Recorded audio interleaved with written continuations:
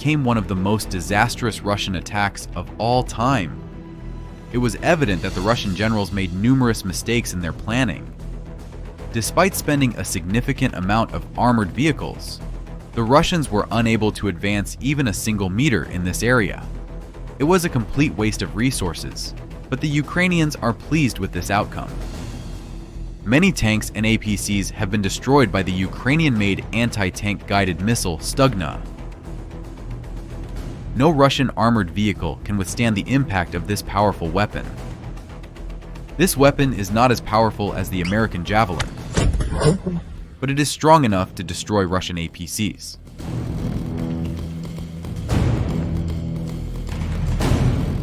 Before the armored vehicles could even finish burning, the Russians sent new ones to the same location. Look, this APC is supposed to deliver and deploy an assault group to the very edge of the battlefield. They skillfully maneuver under Ukrainian artillery fire, bypassing previously destroyed armored vehicles, but at some point, they hit a mine.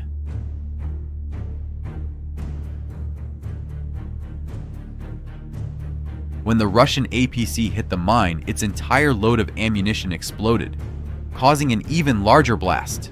Here's the same event from another angle. There were 3 large explosions. First, the mine detonated, then the ammunition inside the APC exploded, followed by another mine detonating. As you can imagine, neither the crew nor the assault group were able to reach their intended destination. The Ukrainians have established dense minefields in all directions where the Russian forces are advancing, and it worked. Look at this case. This video demonstrates how crucial mines are in holding back the Russian advance. These 2 tanks were unable to get past the minefield. Mines exploded one after another in their path until one finally struck a tank. The nearby APC was then finished off by an FPV drone and burned. But take note of how the deployed mines worked. These mines have magnetic sensors that react to approaching large metal objects. Such an obstacle is nearly impossible to overcome. Take a look at another example.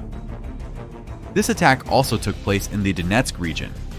The Russians sent 4 APCs with infantry to storm Ukrainian positions. However, the road was heavily mined, and all 4 armored vehicles were blown up by mines. After some time, the Russians sent another armored vehicle with infantry. When they approached the area, a sapper carefully checked the road for mines and decided that it was safe to pass through this narrow spot. However, there was a mine there as well.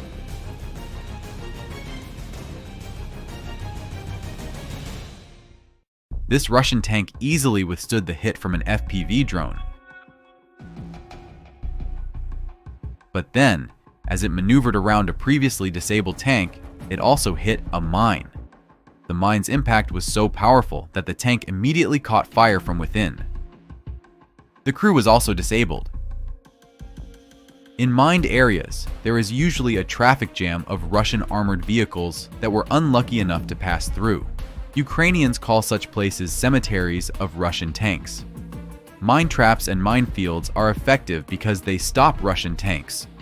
And while the Russians try to maneuver around them, the Ukrainians have plenty of time to use artillery and FPV drones to destroy all the Russian tanks and APCs. The Russians typically show great persistence. Even if they fail to achieve their objective, they will continue sending waves of tanks and armored vehicles, disregarding the losses. Such an attack can often last for weeks.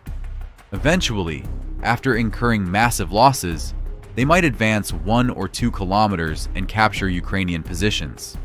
However, it is unclear how long the Russians can sustain this kind of warfare. Indeed, no matter how many tanks the Russians have, eventually they will run out. Already, Russians are losing more tanks than they are producing. That's why Putin desperately needs a ceasefire to replenish resources for a new attack on Ukraine.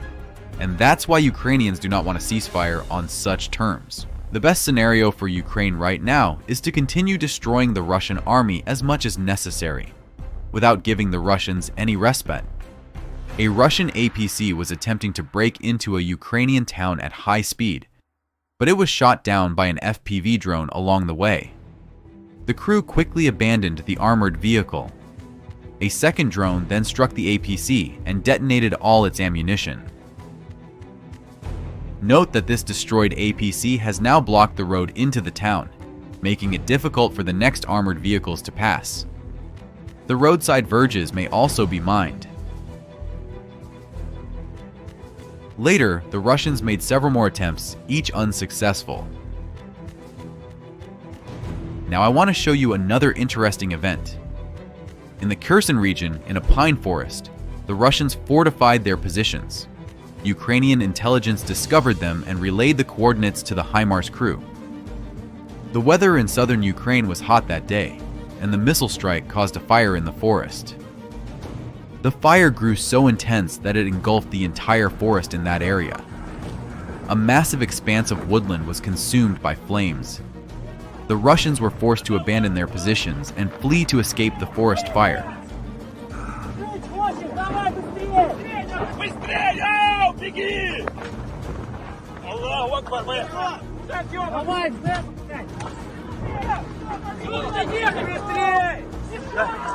It's interesting that Russian commanders ordered their soldiers not to leave their positions under any circumstances, yet many still fled.